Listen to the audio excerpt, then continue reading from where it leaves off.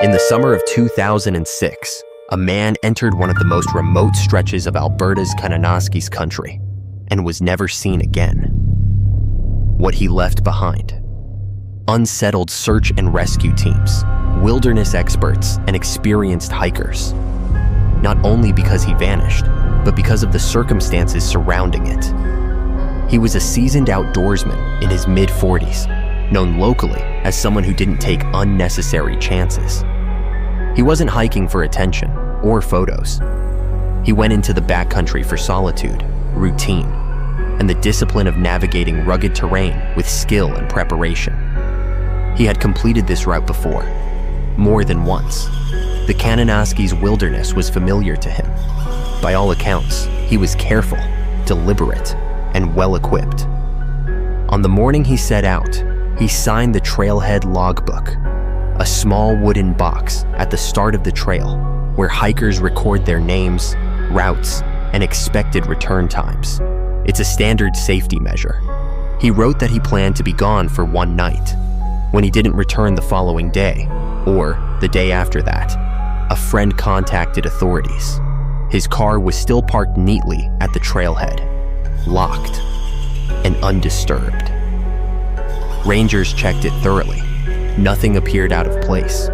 This wasn't someone who casually abandoned a trip. A large-scale search effort followed. Helicopters flew systematic patterns over alpine ridges. Ground teams and including search dogs, moved through dense forest. Ravines, creeks, and slopes were checked repeatedly, looking for any sign. Disturbed ground, broken branches, anything that might explain where he had gone. Days passed. Eventually, something was located. Roughly 10 kilometers from the main trail, in a quiet forest clearing, searchers came across a tent. It was fully pitched. The rainfly was secured. The guy lines were tight. Inside, a sleeping bag had been laid out. A backpack sat neatly beside it. Just outside the entrance, a pair of boots were placed side by side, toes facing forward, as if their owner had stepped away briefly. At first glance, the campsite appeared ordinary, almost deliberately so. Then the search teams noticed what was missing.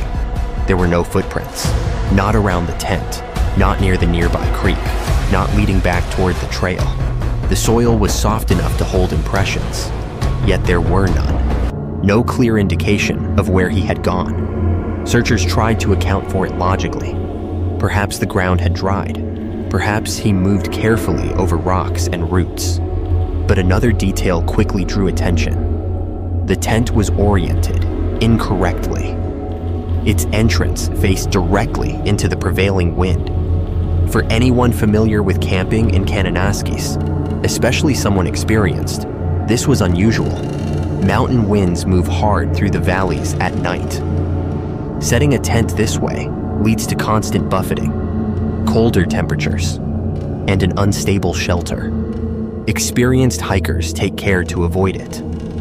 Friends later said he was meticulous about campsite setup, known to test wind direction before committing to a location. And yet, there it was. This led some on the search team to quietly consider the same possibility. He may never have intended to sleep there at all. Whatever interrupted him happened before that point. The search expanded outward from the campsite. Dogs were redeployed. Drones scanned overhead. Creeks were checked again. Helicopters flew low between ridgelines. Still, nothing emerged. No additional equipment. No indication of an accident. No signs of disturbance suggesting wildlife activity. Weather records showed calm conditions throughout the week. No storms, no sudden temperature drops. No obvious reason for panic or abrupt movement. There was another detail, one not formally documented, but often mentioned later by those involved. The area felt unnaturally quiet, not the typical stillness of the forest, but a silence that caused people to lower their voices without realizing it. One searcher later described it as feeling like standing inside a soundproof room made of trees. No birds, no insects, just a heavy stillness that lingered. Despite this, the search continued for weeks, eventually with no new leads. It was formally suspended. That should have closed the case, but it didn't. In the months and years that followed, hikers in the region began sharing unusual accounts. Isolated stories, but consistent enough to draw attention. One hiker reported seeing a man standing motionless on a ridge at sunrise, watching through binoculars. When they called out, the figure moved out of sight. The hiker climbed toward the ridge, but found no one there, no tracks. Another described a compass malfunctioning for several minutes on a clear day, the needle turning slowly without settling, even as their GPS showed no movement. Others spoke of hearing quick footsteps outside their tents at night, only to find nothing when they looked. There is also an older layer to the story.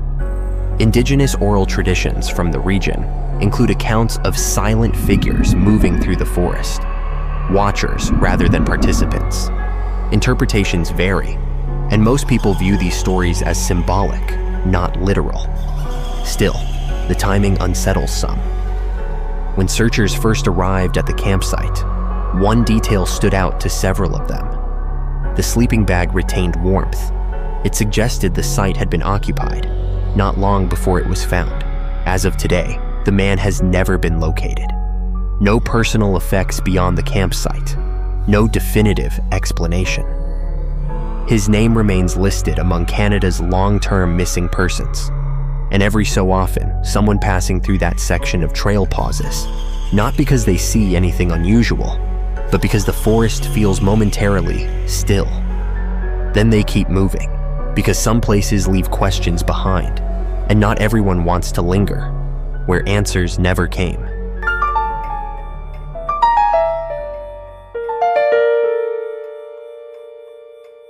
In a quiet residential neighborhood in Edmonton, Alberta, the kind with tidy yards, friendly neighbors, and block parties in the summer, a young family moved into what they believed would be their forever home. It had 3 bedrooms, a big yard, and a cold, unfinished basement. Nothing unusual. The price was right, the inspection cleared, and for the first few months, it was exactly what they hoped for. A fresh start. But then, in the dead of winter, something changed. At first, it was subtle. The kind of thing you write off as an old house settling. Wind in the ducts, pipes expanding, the normal creaks and groans of a structure reacting to temperature drops. Until the family realized the sounds always came from the basement, and they only happened between 2 and 4 in the morning. This is the story of what the family later referred to as the basement sounds. And while everyone assumed it was nothing at first, what they eventually uncovered behind the walls raised questions no one could fully answer.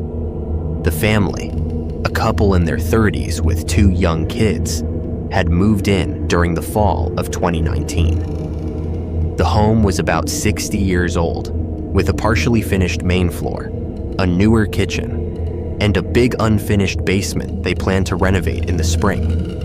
They used the basement mostly for storage and laundry. The furnace was down there, along with a washer-dryer and a utility sink tucked into the far wall.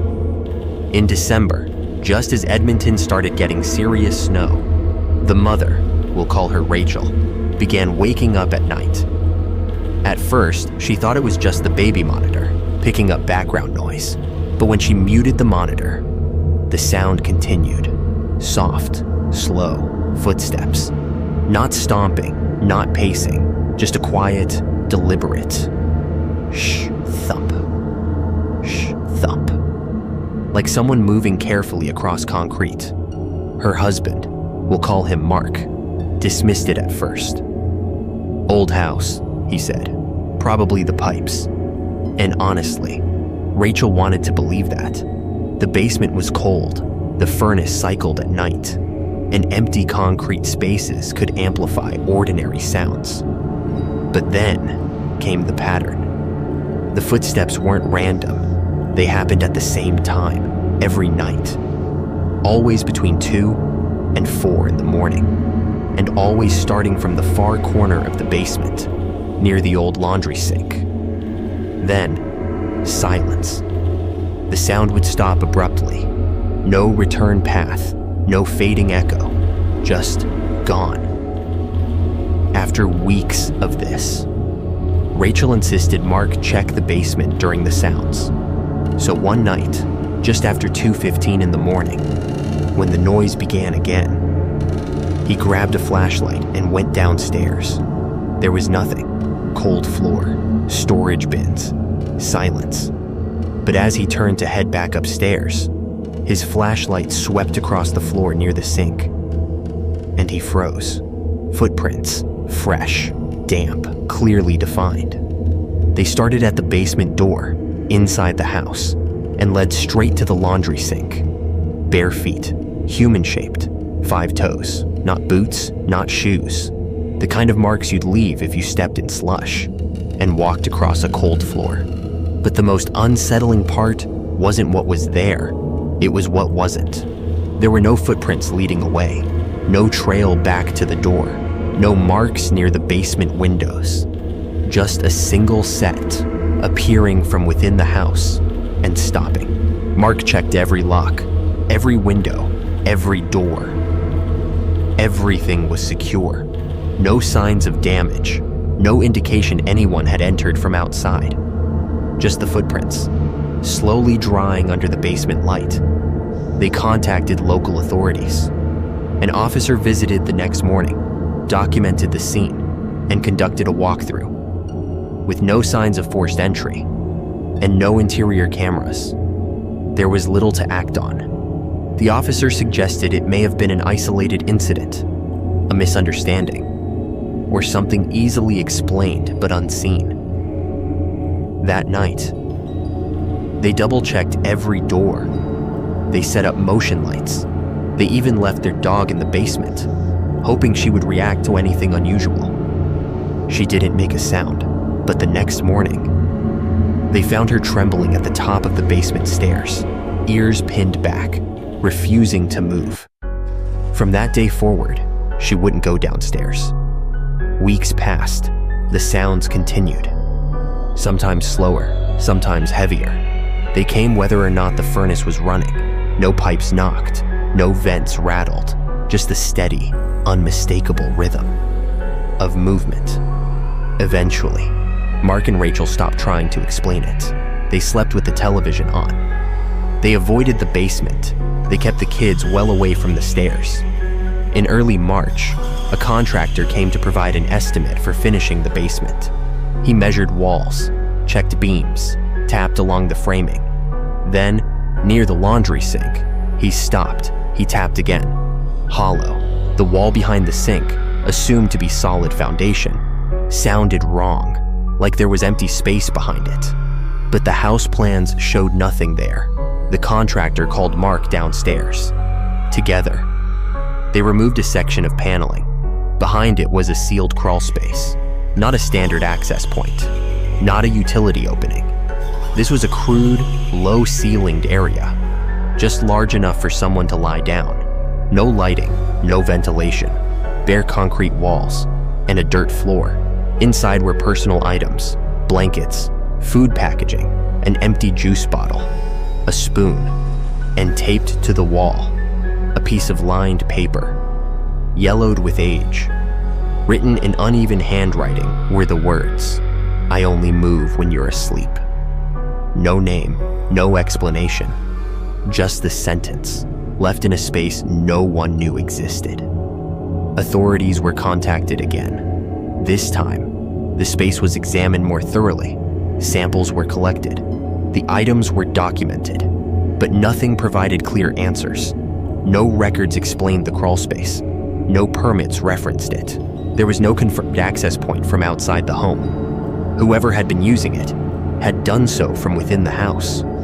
Mark and Rachel moved out 2 weeks later. The home was sold to a relative with full disclosure.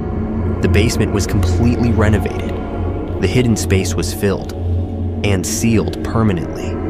Today, it's just a laundry room. But the current owners say that sometimes, between 2 and 4 in the morning, the basement lights flicker without explanation. They've installed motion cameras. So far, nothing has appeared on them, but the dog still won't go downstairs.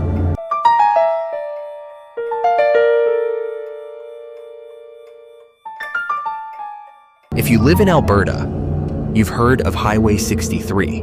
It's the long, winding road that stretches north from Edmonton toward the oil sands near Fort McMurray. Over the years, it's gained a darker reputation, one shaped by difficult conditions, isolation, and a history of serious incidents. But this story isn't about a crash. In 2011, a man was driving alone on Highway 63, heading north toward Fort McMurray, when he called his wife, sounding unsettled. He told her another truck had been following him for nearly an hour. No flashing lights, no attempt to pass, just Cake staying close behind him. He was mid-sentence when the call cut out. The next morning, his truck was found parked on the shoulder of the road. The engine was cold. The doors were unlocked. His phone, wallet, and lunchbox were still inside. But there was no sign of him, no indication of a struggle, no clear trail leading away from the vehicle. And the traffic cameras? They never showed another vehicle behind him. This is the story commonly referred to as the Highway 63, oil sands vanishing. And years later, it remains unexplained. The man's name was Caleb, a 42-year-old contractor who had been working near Fort McMurray for nearly 6 years. Like many oilfield workers, he lived farther south and commuted on a rotating schedule. Long shifts, long drives, long stretches of empty road. The section of Highway 63 between Wandering River and Fort McMurray is especially remote. Dense forest, limited services, long distances without reliable cell coverage. If something goes wrong out there, help isn't always close. Caleb knew the road well. He had driven it dozens of times, which is why what happened that night stood out. It was late fall, November. Snow hadn't fully settled yet, but temperatures dropped quickly after sunset. Caleb finished work early and left around 8:30 p.m., telling his wife he expected to arrive around midnight. At 9:46 p.m., she received another call. His voice sounded different.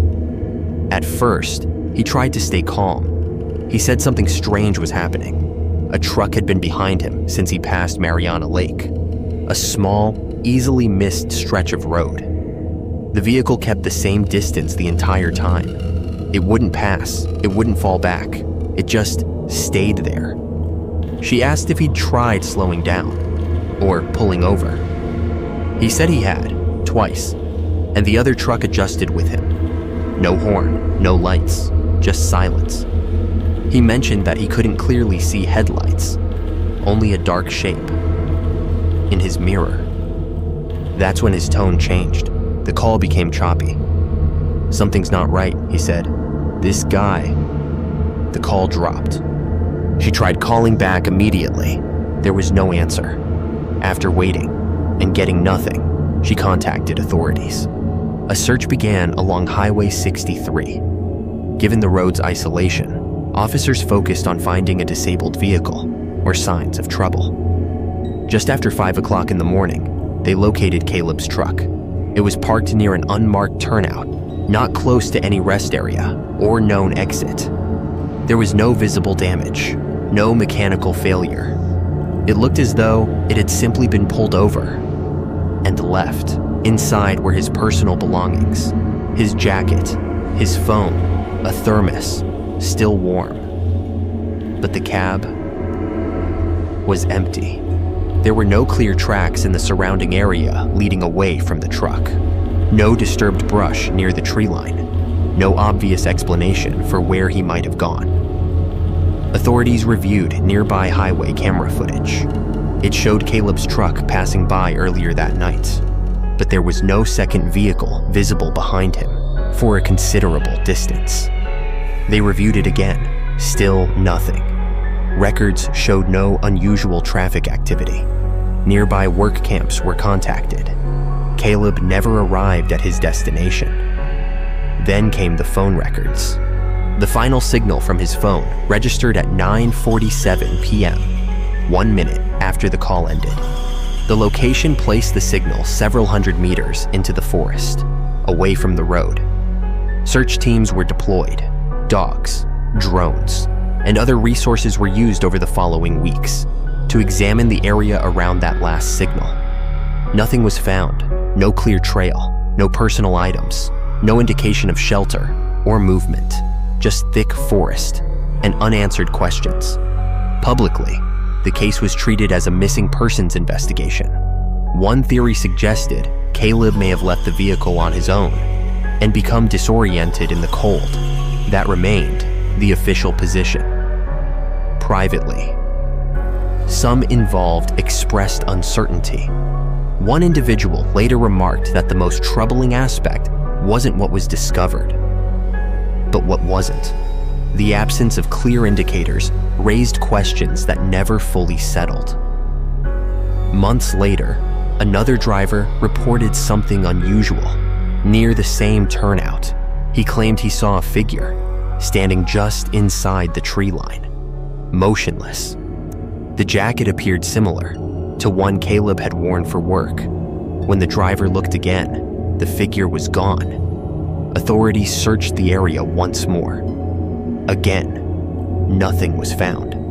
Over time, stories circulated among drivers who regularly traveled Highway 63, accounts of vehicles that followed too closely, then vanished, of unexplained lights in the trees, of radio static. That seemed to repeat names. One long-haul driver later said he avoided stopping along that stretch, unless absolutely necessary. As for Caleb, he was never located. No confirmed sightings, no definitive answers.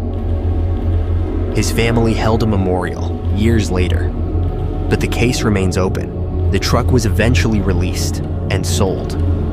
But according to those familiar with it, the navigation system never functioned the same afterward. When powered on, it would repeatedly direct to the same unnamed turnout along Highway 63, the place where everything stopped.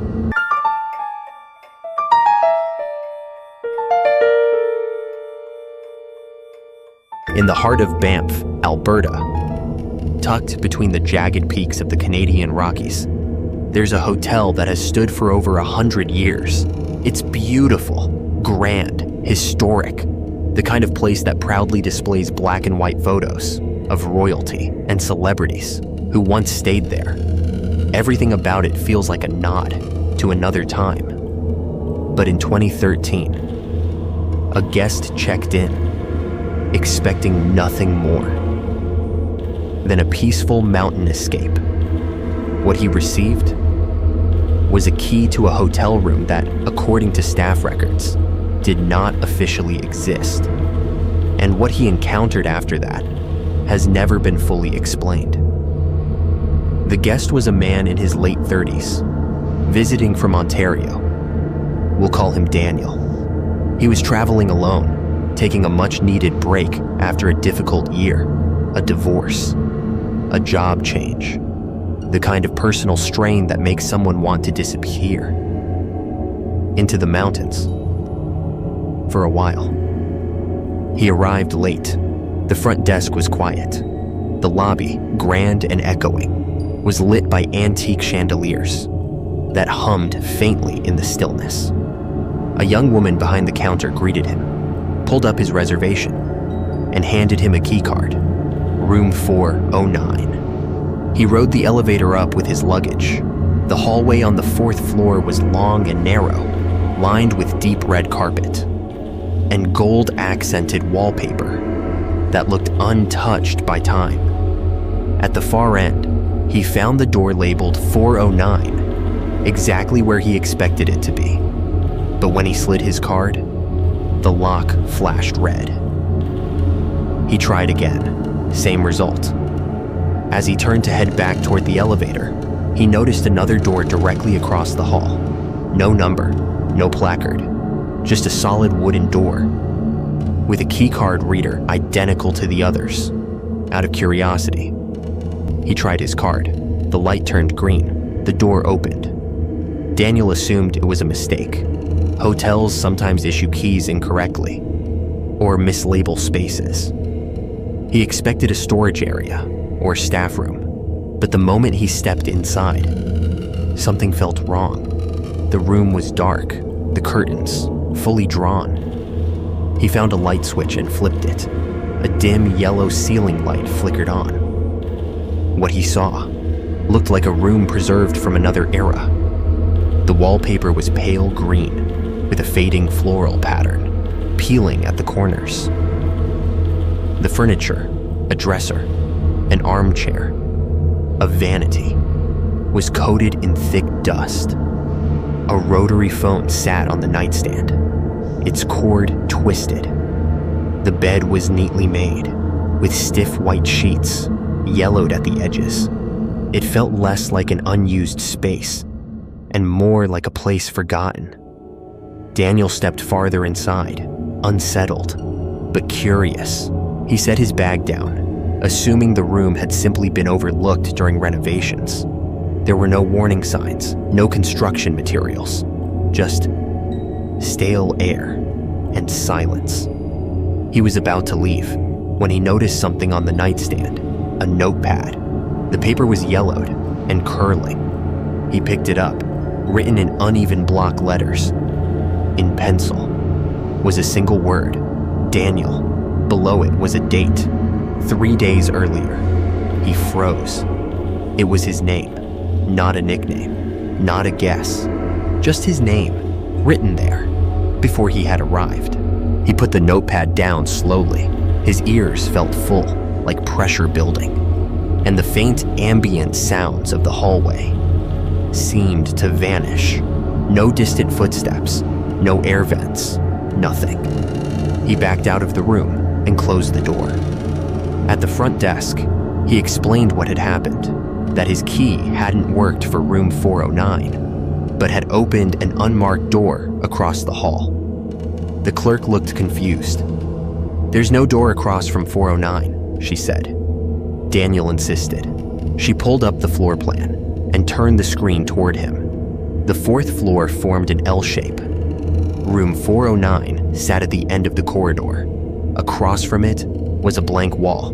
No room, no door. Assuming an error, she contacted a manager. Together, they went upstairs.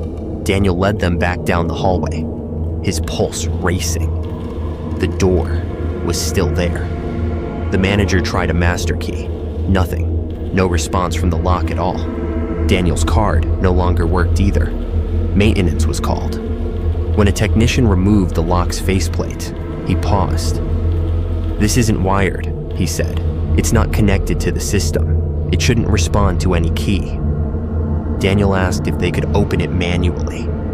The manager declined, polite but distant, and suggested moving him to a different room. He was reassigned and escorted away. That night, Daniel barely slept. He kept thinking about the room, the silence, the notepad. The next morning, he returned to the desk and asked to speak to someone about room 409. The clerk on duty looked puzzled. "There is no room 409, she said. Daniel told her what had happened. She checked the system. "Your reservation shows room 311, she said. "You stayed there last night." He asked to speak to a manager. A different man appeared, older, calm. He explained that sometimes outdated room data from earlier building layouts appears in the system due to renovations decades ago. "You likely saw a storage space," he said. Daniel asked about the notepad. The manager paused. "We have no record of that." Daniel requested security footage from the hallway. There was none. The camera outside the area had been offline for several hours. during the window when Daniel arrived. No footage showed him entering or leaving the hallway. By that afternoon, Daniel checked out. Later, he researched the hotel's history. Old renovation records mentioned that parts of the fourth floor had once been used differently during the war, and later sealed and restructured in the 1980s.